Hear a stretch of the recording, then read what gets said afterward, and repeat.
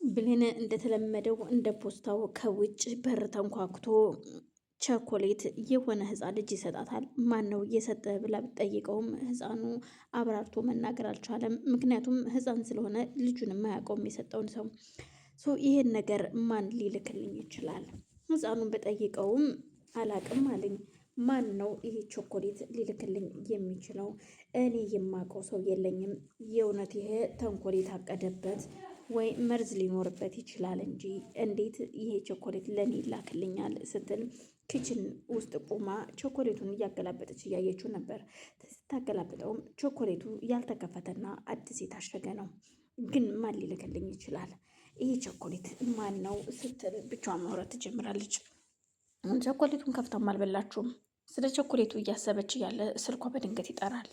ስልኳ ሲጠራ ስልኳን ስታነሳው ቾኮሌቱ ደረሰሽ ወይ የሚል መልእክት ነበረ። ቆይ አንተ ማነህ? ምንድነው የምትፈልገው ከኔ ስትለው አይ ቾኮሌት ደርሶሻል ወይ በእጅሽ ያሽው ዕቃ ሲላት አዎ ደርሶኛል፣ ግን አንተ ማነህ? ምንድነህ? አልገባኝም ትለዋለች። ጀስበክስ ላንቺ መላክ ስለነበረብኝ ይህን ቾኮሌት ላኩልሽ። እናም እንዴት ነው ተመቸሽ ወይ ቀመሽ ወይ ሲላት እንዳልበላችሁ እንዳልከፈተችው ትነግረዋለች። በቃ እሱ ላንቺ ነው ይላታል። እሷም አመሰግናለሁ ግን ማንነትን ስላልነገርከኝ ቅር ብሎኛል በማለት በቃ ሌላ ጊዜ እነግርሻለሁ ስለ ማንነቴ ይልና ስልኩን ይዘጋዋል። ስልኩን ከዘጋው በኋላ ቆይ ይሄ ሰው ማን ነው? ይህን ቁጥር አላውቀውም፣ ይሄ የሆነ ወጥመድ አለበት ማለት ነው ስትል ለብቻዋ ታወራለች። ስልኩን የደወለላት ናቸው ቾኮሌቱን የላከላት ከአጎትየው የሚሰራው አንደኛው ነፍስ አጥፋ ነበረ። ምክንያቱም የብንያን ጊዜ በኃይሉ እንኳን አፍኖ ሊገላት ሲል እሱ በጭንቀት ተጨንቆ ነበረ። በኃይሉንም ተው ለማለት እየታገለ ነበረ። በኃይሉም ያው ስለ እሱ ክፉነት እንጂ ስለ ራሱ ክፉነት የማያሰበውን ሲያስበው ነበር። በኃይሉ ይቺ ልጅ መግደል እንደሌለበትና ይቺ ልጅ መኖር እንዳለባት በውስጡ ያስባል። ስለዚህ በኃይሉን ማስወገድ አለብኝ፣ በቁጥጥር ስር ማዋል አለብኝ በማለት ያስባል። በኃይሉ ግን ያው አሁንም ቢሆን የብሌንን አሳዳጊ ገነትን ለመውሰድና ለመግደል እያሰበ ነው። ምክንያቱም ገነትን ከወሰድና ከገደላት ያው ብሌንም ስለምትሄድ እናትሽ ናት ተብላ ከዛ አካባቢ ትወገዳለች። በዛን ሰዓት የሰላምን ንብረትና ሰላምን ለማጥፋት ይህ የሱ ሴራ ነው። ስለዚህ አሁን ላይ ምን ማድረግ አለብኝ? አንቺም ትክክለኛ እናትሽን ማግኘት አለብሽ በማለት እሱም ብቻውን ማውራት ጀምሯል። ብሌንም በጣም አመሰግናለሁ ትልና ቾኮሌቱን ከያዘች በኋላ እዛው ኪችን እየተብሰለሰለች እያለ ነበረ ያው ጎረቤቷ የተከራየው ዳግም እየመጣባት።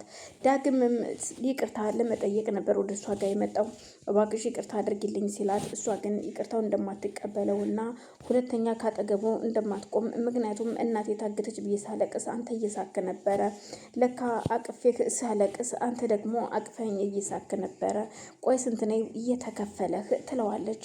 እባክሽን ብሌን እኔን እባክሽን አንቺ ብዙ ተናገርሽ፣ እኔን 5 ደቂቃ እንዴት ማዳመጥ ያቅትሻል ሲላት በፍጹም እኔ ማዳመጥ አይደለም መስማት አልፈልግም፣ በአይኔ እያየሁት እኮ ነው ያደረግከው ነገር ሁሉ እዩልሽ፣ ሁሉ ያደረጉት እናትሽ እንደምትሞትና እንደምትገደል ሲነግሩኝ፣ ስለዚህ እናትሽ ሞታ አንቺ መኖር እንደማትችይ ስለማቅ ነበር እናትሽን ያገትኳትኝ፣ አማራጭ አልነበረኝም እናትሽ ከምትሞትና ከማግታት እስኪ እውነታውን ንገሪኝ ይላታል። በፍጹም አላምንህም አንተ፣ ይህም የሆነ ሰው ደርሶብህ ነው እንጂ እናቴን አትለቃትም ነበር።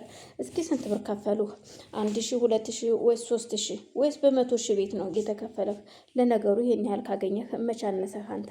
እኔ እንደው የቤት ሰራተኛ ነኝ፣ ከየት አምጥተን እንሰጥሃለን ትለዋለች።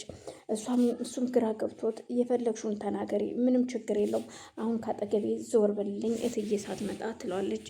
ችግር የለውም ብትመጣም ምንም እውነታውን እናገራለሁ፣ እጋፈጣለሁ። እሺ አሁን ውጣልኝ ስራ እየሰራው ነው ስትል ቃልም ብሌን ስትመታው አይታው ስለነበር እንዴት ትመጪዋለሽ ሴት ስትላት ችግር የለውም ትምታኝ፣ እንደፈለገች ትምታኝ፣ ችግር የለውም አንቺን አይመለከትሽም ይላታል ቃልን። ምክንያቱም ስለተቀየመችኝ ነው የመታችኝ፣ ምንም ችግር የለውም አንቺን አያገባሽም ሲል ይመልስላታል። ቃልም በጣም ጥሩ ነው፣ ለእኔ እንደውም ጥሩ ነው ሁለታችሁ መጠራታችሁ። ወይዬ